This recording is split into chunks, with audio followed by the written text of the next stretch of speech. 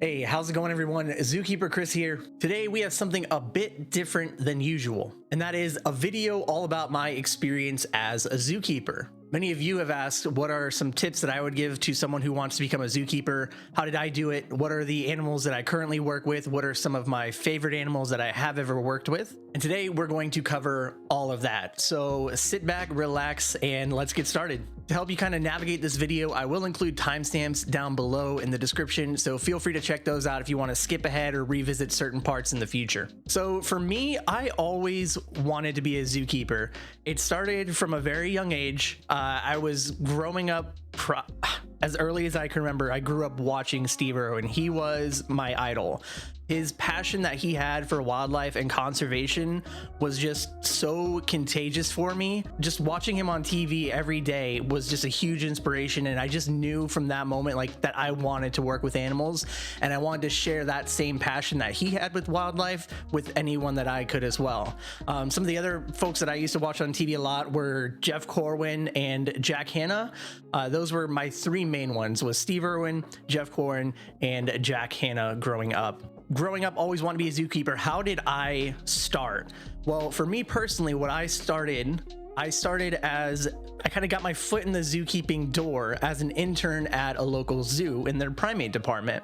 I was in college and I didn't have an actual college course that required this yet, but I saw that this local zoo was looking for interns, and one of the areas was their primate department. And fun fact, they were looking for somebody that could work 40 hours a week, and that was not me. I was part-time, working somewhere else at the time, going to school full-time. I just didn't have time to dedicate 40 hours a week to not getting paid for something. Granted, it was an awesome experience, but anywho, what I'm getting at here is don't be deterred necessarily by the posting. If you have interest, I would still reach out to those people and see if maybe they can work with you and maybe work a schedule out with you. And that's exactly what this zoo did. So the requirement, the posting asked for 40 hours a week, unpaid internship.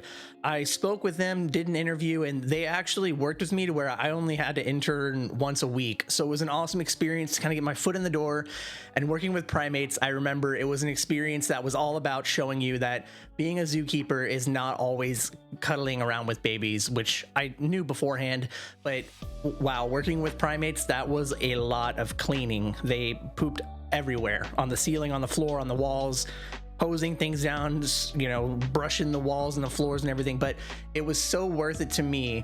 I would clean for 4 or 5 hours straight, and the one moment of the day that was worth it to me was when I got to see the animals shift out and they would start eating the food and looking for the food that I had hid them, because I would place their food on their display and then the keepers would shift them out for the day. And that little bit was just so fun for me. I would have cleaned all day just to see that. So that was my first experience working with zoo and working with exotic animals. Beforehand, in my high school, I'd actually also worked with cattle. I joined the FFA literally just because I heard that you could have a cow, and I thought that was the coolest thing ever. I was like, I want one. So I literally joined FFA in high school. Actually, it was in middle school when I started. I joined FFA in middle school and throughout high school just so I can have a cow and show it at the local fair. I thought that was a cool experience. I got to bottle feed some of the baby dairy cows, and then once they got older, they went off to actual dairy farmers. So I was kind of like person that would help raise the calves and show them at fairs when they were little babies, and then they'd go off and make milk for people. After working with the primate department I was there for probably about a year. I then got the opportunity to intern at a local aquarium, and for that was an actual structured internship. I had a class in college. For those who are curious about my college experience, my degree was actually in environmental science, so wasn't really even animal related. It was just a science degree. And I had an internship class where I had to find an internship somewhere, and I applied for this aquarium. They accepted me. I went there once a week, and I had to do a paper for my class every week explaining what I did at the aquarium and what my experience was like there. So that internship at that aquarium, that lasted officially for a semester, which 3-4 months, maybe 5 months. After my official internship for the course ended, they allowed me to stay as a volunteer, which was super awesome. And I volunteered at that aquarium probably another 1.5 years. I was there for a total of 2 years. It was an awesome experience. I got to work with so many animals. I worked with sharks, stingrays. I worked in their quarantine area, so any new animals that were coming to the aquarium that we had in holding systems to make sure that they were healthy before we put them in the big aquarium systems. I took care of those guys there, so that was cool, seeing a lot of new animals coming into the aquarium. And in that position, I also took care of just a random assortment of a bunch of different tropical saltwater fish too. So while I was working at the aquarium part-time, actually I wasn't working, again, this was volunteer, so unpaid. I was at the aquarium part-time, actually not even part, I mean, once a week, if you consider that. I guess that is part-time technically. I was also starting to work at a local zoo in their operations department. I just wanted to get my foot in the door. It wasn't even working with the animals at all. It was just operations department. And working in that operations department, I eventually got into a full-time position there. And I worked in that full-time position for a bit. I met with a couple keepers while I was there. I went to keeper talks and I introduced myself and said, you know, hey, how's it going? I'm looking to be a zookeeper one day. And I just kind of chatted with them, get to know them a bit. And networking is, I think, super important in the zookeeping industry in the field. It's amazing just how small of a tight-knit family the zoo world is, and you would be very surprised as a zookeeper, as you develop your career, just how many people you know all over the world that work at different zoos. So like I said, as I was working full-time in the zoo in an operations side, so nothing to do with animals, like think like ticketing, sweeping the floors, maintaining areas, things like that, nothing to do with the animals, position eventually opened up for a part-time tour guide in the education department, which was a lot closer to being a zookeeper than the operations department. So what I did was I actually went from being full-time operations department to part-time education, and they thought I was crazy for doing that. They asked me in my interview, like, are you sure? And I was like, yes, this is the career I want. And I think that really impressed them, and so I got in that position to be an educator. After working in the education department for a bit, I applied for a part-time zoo position. And for this position, it was actually to work on the exhibit, like habitat maintenance team. The way that my boss described this position to me was, he said, this is a position that you will be working for the animals, not with them. I don't want to promise that you're going to work with any animals, but this is a primary, like it's primarily working for the animals. And I was like, that sounds awesome, because he told me I'd be learning all about different types of equipment, and that position was great. I definitely recommend, if you can get any experience working with equipment, something as simple, you'd be really surprised how many zookeepers don't know how to use something as simple as a power tool, like a drill bit or a wrench, or just things like that. Anything like sort of equipment that you think you might use one day, whether making enrichment or fixing a fence line or creating something in the habitat. You'd be surprised how many zookeepers actually don't know how to use power tools and things to create those. So in that position, I learned a lot of really cool skills that I think really made me a valuable asset in the future when applying for positions. So in working with that habitat maintenance team part-time, I was there, I don't know, six months to a year maybe, learning how to use all those different types of equipment, learning how to use a skid steer, big equipment like a dump truck. That was crazy. I never thought I'd learn how to drive a giant dump truck. I also worked on habitat maintenance as far as the landscaping went. I got to mow in habitats where there were giraffes and rhinos and whatnot. So that was a really cool experience. And after working there for about 6 months to a year, I found a part-time position working at an aquarium as a diver. Now at this aquarium that I worked at, the title was diver, but you actually got to do a lot of animal related things. So because you're not diving 25 hours, 32 hours a week, you're not underwater that entire time. So when we weren't diving, we dive for maybe 2 or 3 hours in the morning. And when we're not diving and getting our equipment cleaned and set up, we would actually help the aquarists at the aquarium. So what I got to do there when I was helping the aquarists was I got to help at the sea turtle rehab center, which was amazing and very eye-opening. I remember my first time there, I saw a sea turtle that was severely dehydrated and its eyes were sunken in. I thought the sea turtle was dead. They just let me know that that sea turtle was in really bad shape, but he is on the up and up and would eventually should be able to be released to the wild. And I was really surprised to see that sea turtle progress and get better and better. It was just a really cool experience. So aside from helping out with that sea turtle rehab center, I got to work with some snakes and other species of turtle and tortoise and a bunch of different corals and saltwater tropical fish there as well, octopus. It was just helping out like all of the aquarists throughout that entire aquarium. It was kind of like being a what's called a swing keeper, where you're kind of all over the place helping out whoever needs it. So that was a really cool experience, learning a bunch of different areas and getting some experience with so many different species of animals. So after working at that aquarium for about 6 months to a year, at the same time I was also working part-time at a local Apple store, which was pretty cool experience. I found a full-time position being posted at my original zoo that I had worked at before that aquarium. So I took the opportunity, applied for it, and that was actually a full-time position working with Hoofstock, which was the team that I mainly helped out on that habitat maintenance team part-time earlier. So I got hired in that position as full-time working with Hoofstock, and that's where I am now. I've been there for about 6 years now, 6 or 7 years, and I work with just a pretty big variety of hoofstock, a lot of different species. For those who don't know what exactly hoofstock is, it's things like antelopes, gazelles, giraffes, eastern bongo, zebras. There's so many different species that I work with there. I also work in the nursery, where we get to take care of babies and hand raise them when their mom either hasn't taken great care of them, or if there's something medically wrong and we have to take the baby away from the mom to ensure its survival. So yeah, that pretty much covers up what inspired me to become a zookeeper, where I've been, how I got to where I was, and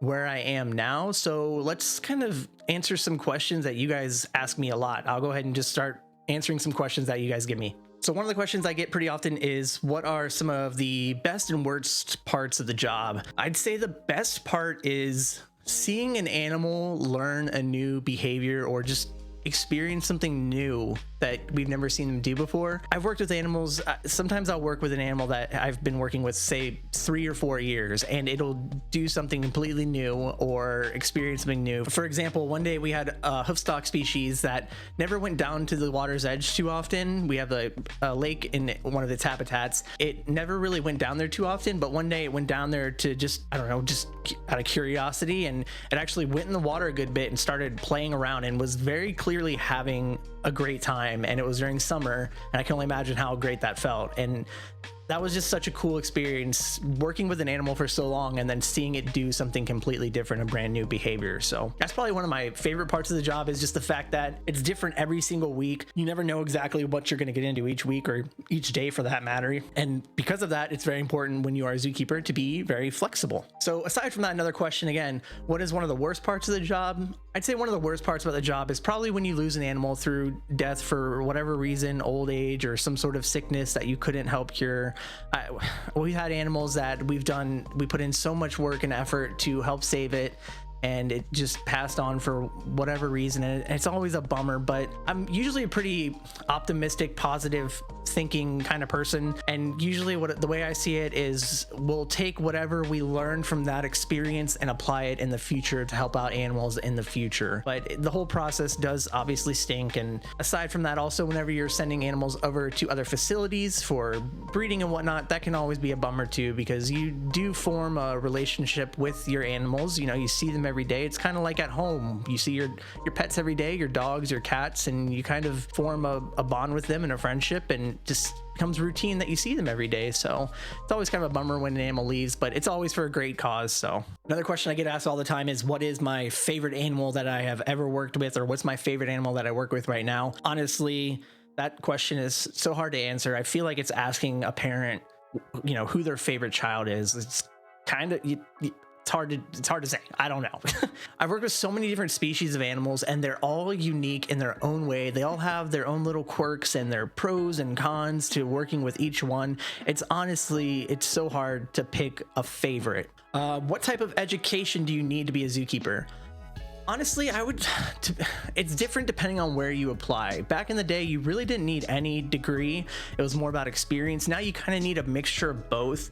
For me, what I always recommend people do is get a degree in some sort of ology field. So what I mean by that is like biology, psychology, behavioral physics. Something with behavioral stuff is really good as well.